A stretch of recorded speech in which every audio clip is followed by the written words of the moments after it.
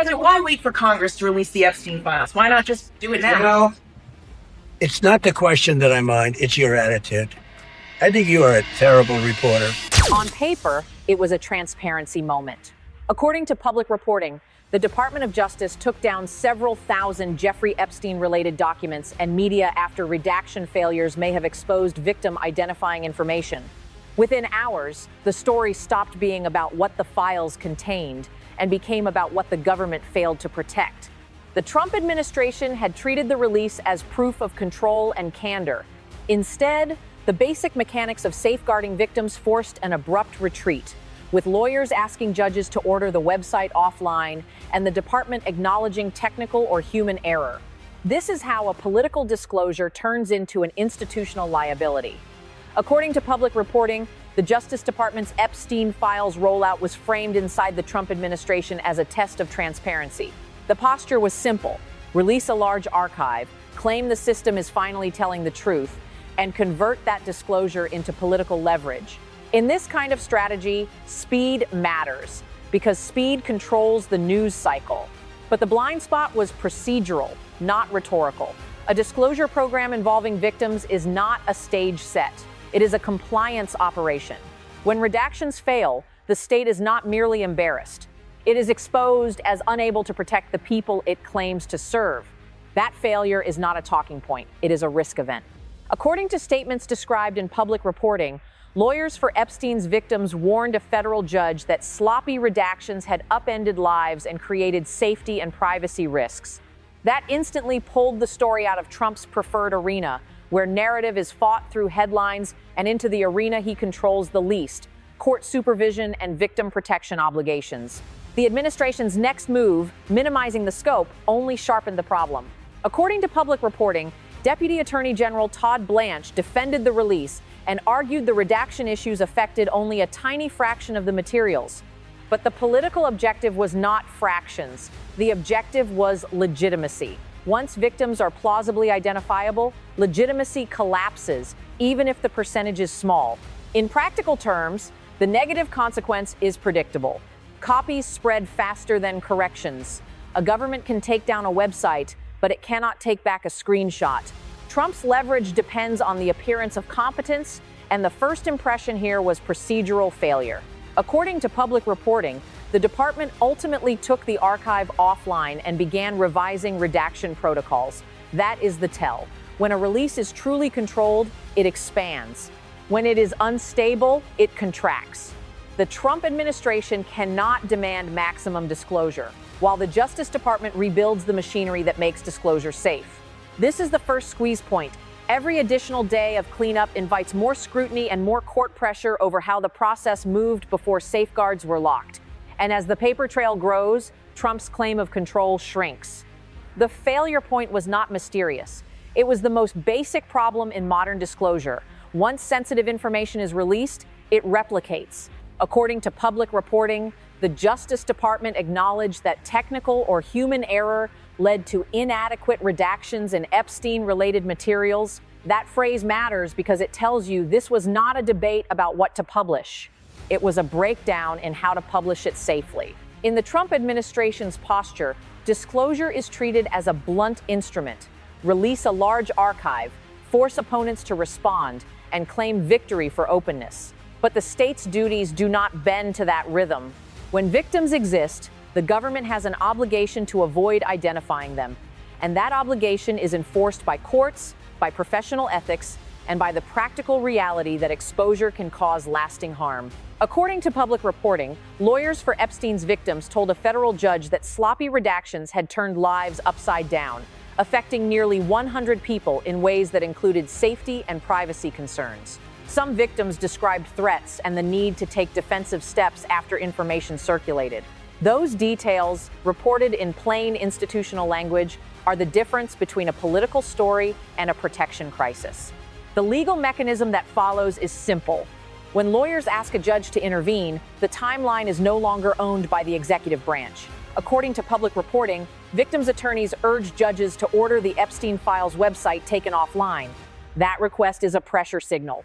It means the parties closest to the harm did not trust the department to patch errors fast enough. It also means courts became a potential throttle on the administration's preferred pace.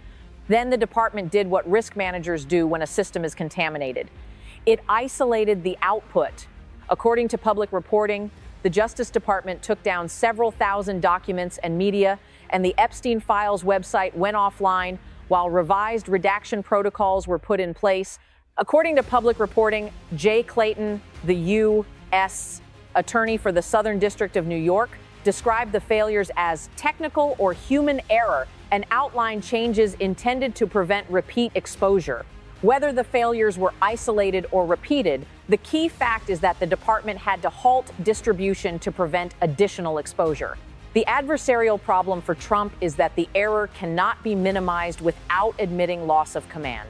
If the White House argues the release was reckless, it undercuts the administration's claim that it can manage disclosure responsibly. If it argues the release was fine, it collides with the victim protection logic that forced the takedown.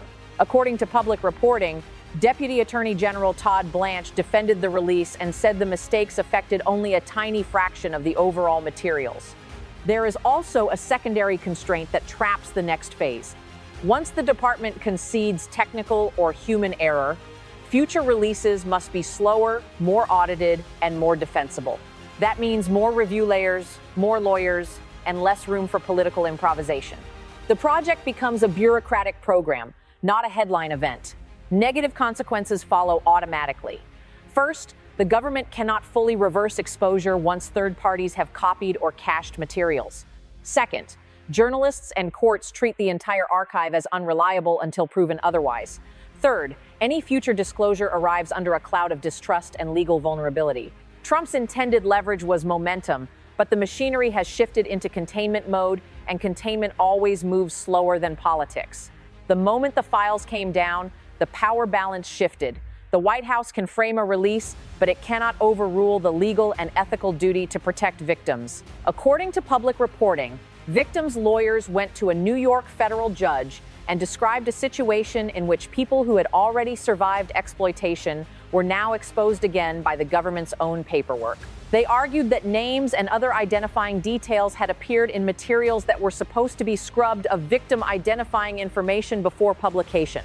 That is not normal political friction. It is a direct collision between a Trump-era disclosure posture and the institutional rule set that governs victim privacy. Trump's team can call a disclosure historic, but a judge can treat it as harm and respond in the language of remedies, compliance, and emergency relief. According to public reporting, the Justice Department responded by withdrawing several thousand documents and media and by taking the website offline while it rebuilt redaction protocols. The department framed the failures as technical or human error in communications to judges. This matters because it changes the meaning of the release.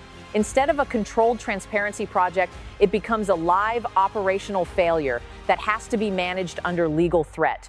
The administration's instinct was to minimize. According to public reporting, Deputy Attorney General Todd Blanche defended the release and argued the redaction issues affected only a small fraction of the total material. On a spreadsheet, that sounds like a containment claim. In reality, it is a credibility trap. Victim identification is not a percentage problem, it is a threshold problem. Once the threshold is crossed, the system is forced into a defensive posture that favors caution, delays, and process discipline. According to public reporting, this was not the first warning. Reports described lawyers and journalists identifying unredacted survivor names and other victim identifying details in earlier batches, despite government assurances about protections. That history matters because it turns the takedown from an isolated embarrassment into a pattern, and patterns are what courts and oversight bodies treat as risk. Then, the outside review phase began. Public reporting described investigative journalists reviewing the documents and finding instances where redactions appeared insufficient. That independent scrutiny is another pressure point. It means the department is no longer the sole arbiter of whether the cleanup is complete. Outside observers can capture examples, publish them, and force another cycle of removal and re-review. Now, the most destabilizing consequence becomes visible. The government cannot simply upload a corrected version and pretend nothing happened. According to public reporting, victims described feeling unsafe and described needing to take protective steps because information had already circulated. Even if the department removes the source, third-party copies can persist. The release becomes a one-way valve. At that stage, Trump's options narrow fast. The political playbook would be to push forward, double down on disclosure, and portray critics as opponents of transparency. But the institutional counterforce is stronger. Lawyers representing victims are operating inside court procedures. Judges do not respond to slogans. They respond to evidence of harm and failures of process. And the department itself has now acknowledged errors in official communications. The climax, then, is not the takedown itself. It is the creation of a paper trail that constrains the future. According to public reporting, officials outlined revised protocols meant to quickly address redaction problems, and the department set up channels for victims and their lawyers to flag problems so documents could be pulled and re-redacted. That looks like responsiveness, but it is also damage control. And damage control is an admission that the original release was not safely contained. There is a second-order institutional effect that makes this worse for Trump. Once a high-profile disclosure collapses due to victim privacy failures, it sets a precedent for how courts and lawyers will treat subsequent releases. They will assume risk, demand safeguards, and move faster to seek judicial intervention. The administration loses the ability to surprise the system. The system is now anticipating the next misstep. According to public reporting, the redaction failures even surfaced as a cited issue in unrelated litigation, including an attempt to seek a mistrial in a New York sex trafficking case, which was denied. The denial is not the point. The point is that disclosure failures can become litigation material, dragged into courtrooms that have nothing to do with Trump's preferred narrative about openness. That spreads the cost across the justice system. From an analyst's perspective, the Trump miscalculation is obvious. The administration treated a sensitive archive as an instrument of political messaging. But sensitive archives are not political props. They are evidence repositories with legal duties attached. When you treat them like messaging, you eventually collide with the parts of government that do not care about messaging. The institutional resistance here is multi-layered. Victims' counsel pushes for court orders. Judges evaluate harm claims. DOJ leadership must defend its process in writing. Journalists test the redactions in public. All of that happens on a slower, more methodical timeline than a political rollout, and it creates documents that can be cited, compared, and used against the administration later. That resistance produces destabilizing consequences. Public confidence erodes because the government looks careless with protected information. Victims suffer a second exposure. The department's credibility is weakened at the exact moment it is asking the public to trust it with additional material.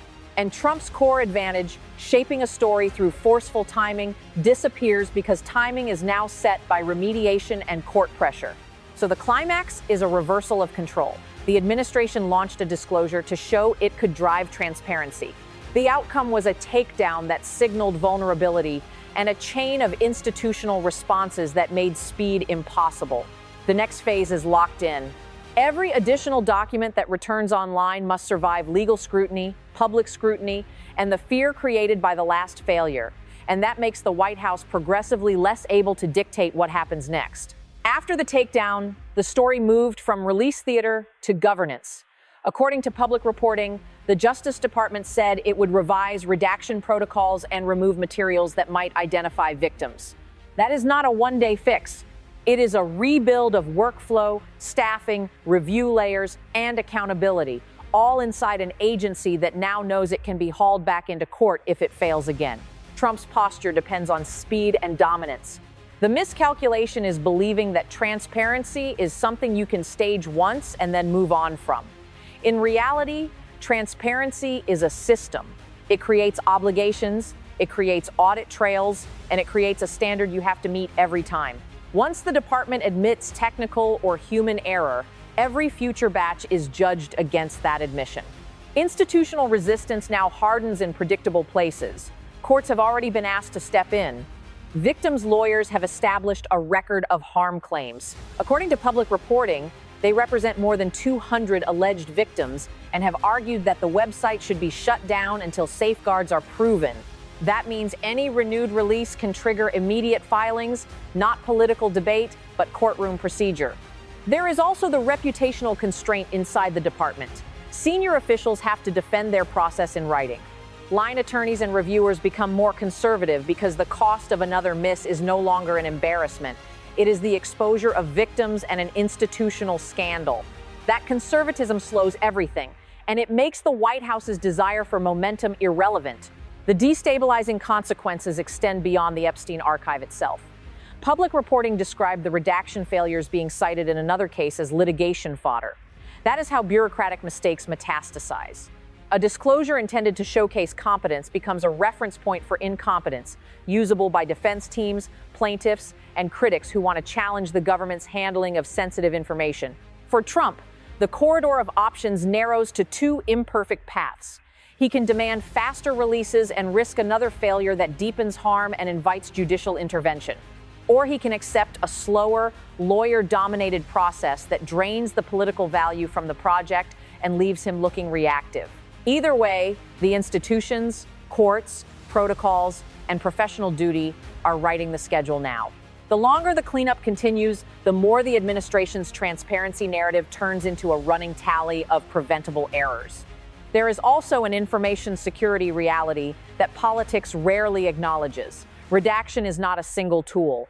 Text documents, scanned images, metadata, and embedded fields behave differently. A department can obscure a name on a page and still leak it through file properties, layered images, or poorly processed exports. That is why courts treat victim privacy as a strict obligation, not a best effort promise. The Trump team tried to treat the release as a communications event, but the underlying work is technical, repetitive, and unforgiving. Even if no formal oversight hearing has been announced, the procedural pathway is clear. Once a release plausibly harms victims, lawmakers, inspectors, and watchdog groups have grounds to demand explanations, timelines, and internal approvals. Those demands produce more documents and more constraints, and they extend the life of the failure. The political cost compounds because the administration cannot safely pivot to a new narrative while this one remains unresolved. Each attempt to move on makes the takedown look less like prudence and more like loss of command. By the time the Justice Department began pulling material back, the administration had already lost the advantage it was chasing. According to public reporting, DOJ officials told federal judges they removed several thousand documents and media that may have included victim-identifying information because of technical or human error. They described revised protocols, expedited processes, and teams monitoring requests from victims and counsel. That is not a victory lap. It is damage control in real time. Trump's posture was to treat the release as proof of control, a transparency strike delivered at scale and on command. The miscalculation was ignoring what victim rights obligations and court supervision do to a disclosure once harm is plausible. When victims' lawyers can credibly describe an unfolding emergency, the optics stop mattering and the duty of care takes over. Institutional resistance has boxed him in. According to public reporting, victims' attorneys urged judges to order the site taken down, citing thousands of redaction failures affecting nearly 100 survivors. At the same time, according to public reporting, Deputy Attorney General Todd Blanche defended the process and said errors affected about 0.001%, while signaling the review was essentially over. A system cannot declare closure while it is still pulling files down. The consequence is straightforward. Any next release arrives slower, under legal shadow, and under public distrust. Trump can push for speed and risk repeating harm, or accept delay and lose momentum. Either path tightens institutional control over what he can claim and when he can claim it. If you want more documentary analysis of political power breaking against legal constraint, subscribe for the next report.